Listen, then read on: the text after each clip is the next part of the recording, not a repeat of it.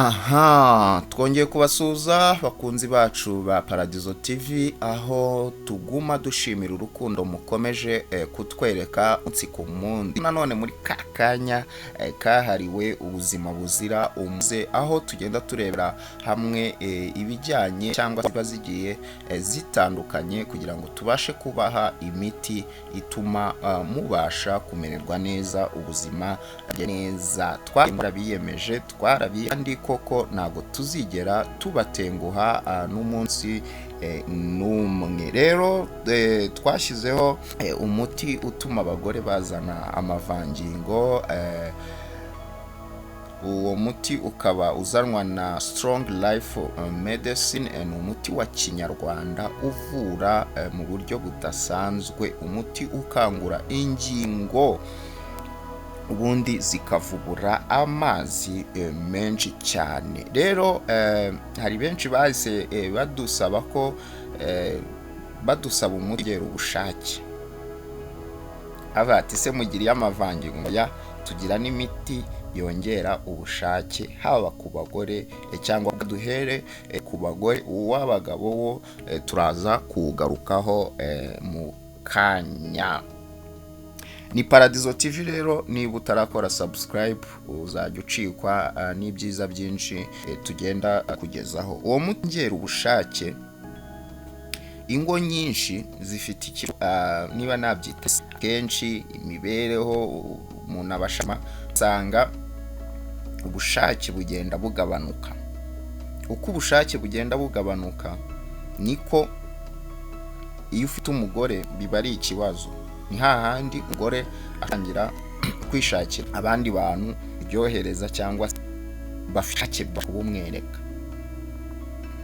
Rero Life Medicine ifite umuti utuma wongera ubushake mu buryo budasanzwe. Hahandi wumvaga umugabo agukoraho ukamera nkaho nta kintu uri kumva, uwo umugabo iyo wawunyweye uba umeze neza, ku buryo umugabo ukoraho ugahindukira umusanga ukamwereka ubushyuhe budasanzwe.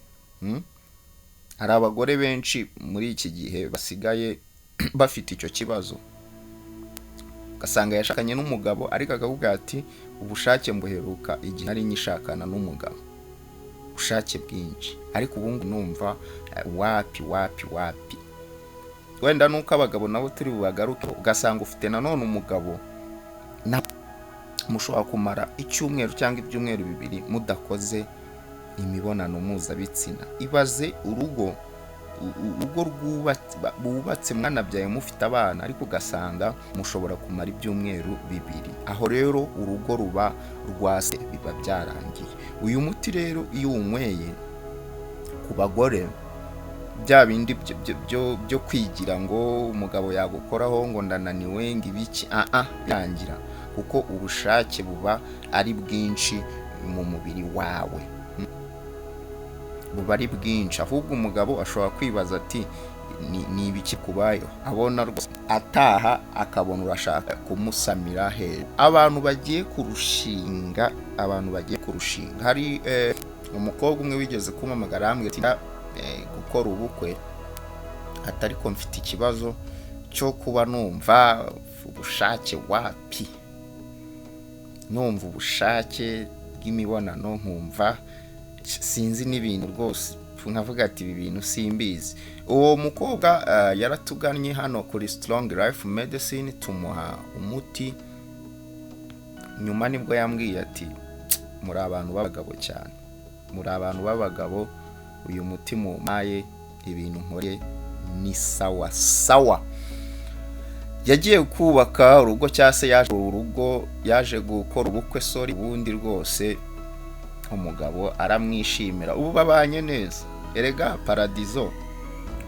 Paradizo yacu ni Paradizo, kuko tukugezaho ibintu bituma urugo, bituma niba ufite boyfriend ufite girlfriend ibintu bigenda neza, niba uri muri fiançailles ku buryo haba umugabo mwahuye, haba ubuzima wagiye, abagabo mwahuye bajya bakwibagirwa kubera buryo ubashimisha hatarimo ubushake nta byishimo bishobora kubaho. Ubushake nibwo buza bundi ibyishimo zura ahantu hose cyangwa se bikaba bihari ahantu hose. Rero uyu muti ni umuti wo kunywa, ni umuti utagira ingaruka runaka, ni umuti unywa ibintu bikagenda neza cyane.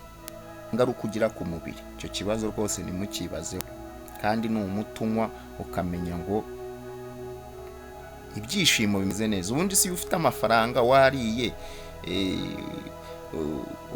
amafaranga, ufite iyo modoka n'urugero, ufite iyo nzu, ikiba gikenewe ni ibyishimo byo mu buriri. Ibyishimo byo mu buriri rero nta mpamvu yo kubibura mu buzu ubushake. Strong life medicine, umuti guha bikagenda. Ikindi, hari abantu batubwira yuko bakunda kugira akazi kenshi ntibihere kuba babasha kubona baza dukorera hano Nyabugogo mu nkundamaho cyangwa se aho bakunda kwita market, mu mashyirahamwe niho rero utabonye uburyo ntuzigere utinya kuduhamagara. Duhamagare utubwira ati umutima uwungezeho, ubundi twite tuwukoherereza ibintu bigende neza. Abantu bari mu ntara, bari Byumba, bari Gicumbi, bari za Nyagatare, Musanze, iyo za Rulindo, za Gakenya aho bita Ruri, mwese umuti dushobora kuwubageza. Abantu bari mu burengerazuba, mu burasirazuba, mu majyepfo, mu ntara zose zigize u Rwanda rwa Gasabo, dukeneye yuko ishimo uraduhamagara ukatubwira ati nkeneye umuti, ibintu bikagenda neza. Rero icyo nababwira ngo simvu wabura ubushake ukabira iyo ngiyo, ntabwo ubushake iyo wabubuze bwakwikura muri uwo mubiri. Urumva hati ugufasha kuba ubwo bushake bwagaruka. Uwo muti rero turawufite, ni mutugane ibintu bigende neza. Nk'uko izina ryacu ari Paradizo TV, natwe turifuza yuko ingo cyangwa se abakundana cyangwa se abari muri fiançailles cyangwa gura kurushinga nabo bora mu byishimo, bahora baseka. Sidushaka yuko bagera muri cya gikorwa cy'abakunda, cya gikorwa kiryohera buri wese, bakagira ikibazo cy'ubushake bukeya. Rero ndumva ari ibyo ngibyo.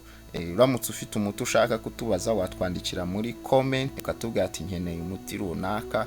Imiti yose irahari ya Kinyarwanda, yo washaka yose irahari.